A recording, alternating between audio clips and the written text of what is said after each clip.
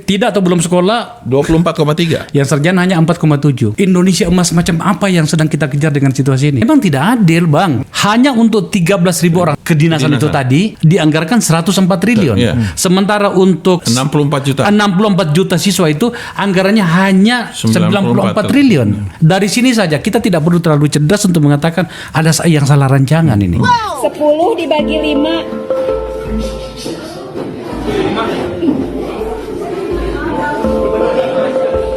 15 dibagi 5. 15 dibagi 5. 25 dibagi 5. 12. Radit, 12 dibagi 6.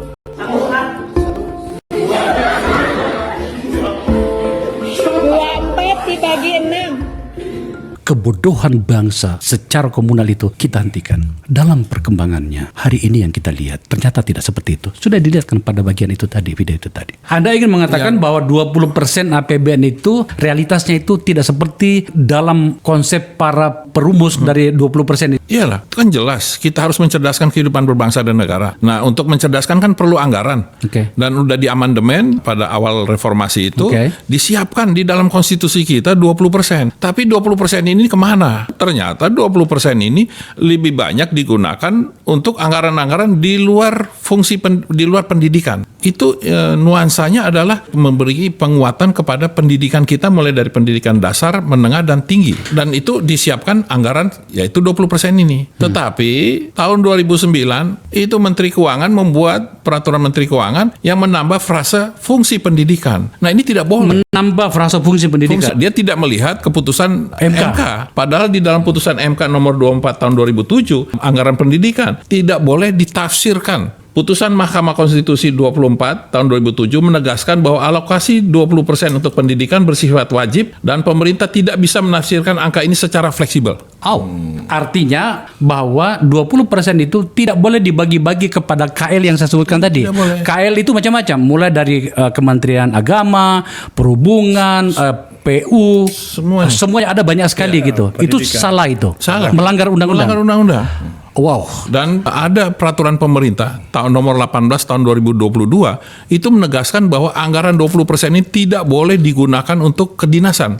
Jelas itu. Kan ada pendidikan misalnya di perhubungan, di misalnya Departemen Keuangan, itu tidak boleh pakai ini. Porsinya yang mereka gunakan berapa banyak, Pak? Yang menggunakan anggaran itu 13.000 orang. Menggunakan anggaran 104 triliun. Untuk 104 triliun. Dia pakai itu 104 triliun. Sementara yang pendidikan dasar, menengah, dan tinggi yang ada 64 juta siswa hanya 94 triliun. Wah. Jadi kan ini kan sangat tidak adil.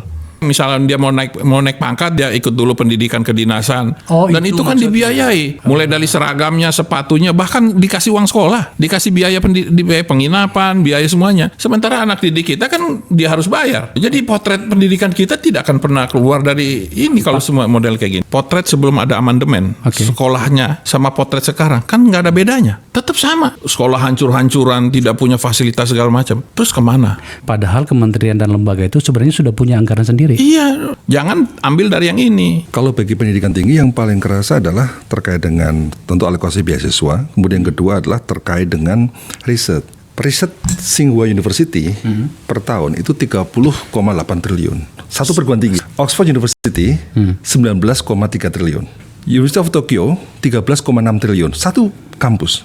NUS Singapura 12 triliun. Indonesia untuk sekian ribu kampus, total anggaran riset yang diberikan oleh pemerintah 1,28 triliun. Jadi anggaran yang dibagi kepada seluruh perguruan tinggi di Indonesia dibandingkan dengan satu kampus Singapura aja itu 10%-nya dari satu perguruan tinggi NUS. Nah, ini menggambarkan bahwa bagaimana kita akan mendorong Global School Innovation Index kita naik. Apa rekomendasi Anda? Yang pasti adalah karena sekarang kan kita sedang dalam masa pembahasan APBN 2026.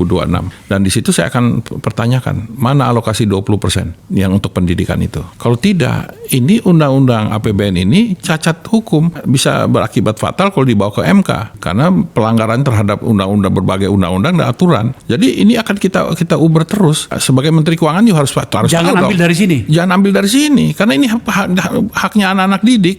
24% daripada anak-anak kita itu nggak sekolah. yang tamatan SD hanya 22%. Yang tamatan S1 sampai S3 itu nggak sampai 5%. Terus kita menyongsong bonus demografi dengan Indonesia emas dengan hanya landasan ini nggak akan dapat kita. Ini tamat SD paling tinggi 22,27%. Iya. Itu per angka 2024 loh. Artinya baru kemarin nih. Iya. Tidak atau belum sekolah 24,3. Yang sarjana hanya 4,7. Ya. Indonesia emas macam apa yang sedang kita kejar dengan situasi ini? Ya itu. Jadi kalau ini tidak diperbaiki dari sekarang, ini yang di bawah 4,78 ini kan semakin lama semakin tipis. Kita punya guru honorer gaji 300.000, kita punya sekolah-sekolah hancur semua. Terus kalau kita tidak gerak, terus mau sampai kapan ini? Lah iya makanya kemana uang 724 triliun itu? Ini kalau dilihat dari angka saja, hanya pada bagian soal alokasi saja, memang tidak adil, Bang. Hanya untuk 13.000 orang, tanda petik. Iya. Kedinasan itu tadi dari berbagai kementerian lembaga itu dianggarkan 104 triliun. Iya. Sementara untuk 64 juta. 64 juta siswa itu anggarannya hanya 94 triliun. Dari sini saja kita tidak perlu terlalu cerdas untuk mengatakan ada yang salah rancangan ini. Jawaban bagi Indonesia itu ada pada 13.000 orang itu atau ada pada angka 64 juta orang itu? Harus 64 juta karena mereka ini dia penerus maksud daripada saya. ini. Kalau yang kedinasan ini kan mereka hanya untuk menambah ilmunya lagi segala macam. Pendidikan formal Kemendikdasmen Kementerian Pendidikan Dasar dan Menengah itu 53,17 juta siswa. Anggarannya 33,5 triliun. Kemendiktisaintek kemudian tinggi dan sains dan teknologi itu mahasiswanya 8,9 juta.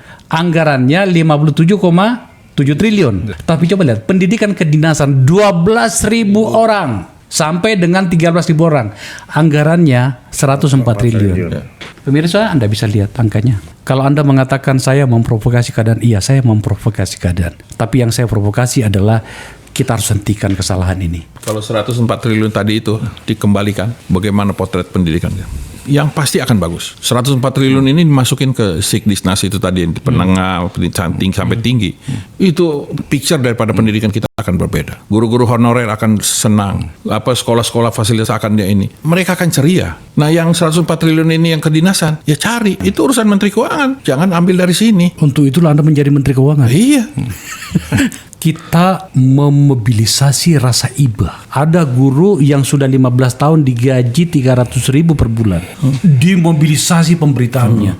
Kita iba, tapi hanya sampai di situ. Ya. Kita tidak pernah membayangkan apa dampak dari cara pendidikan guru ini terhadap siswanya.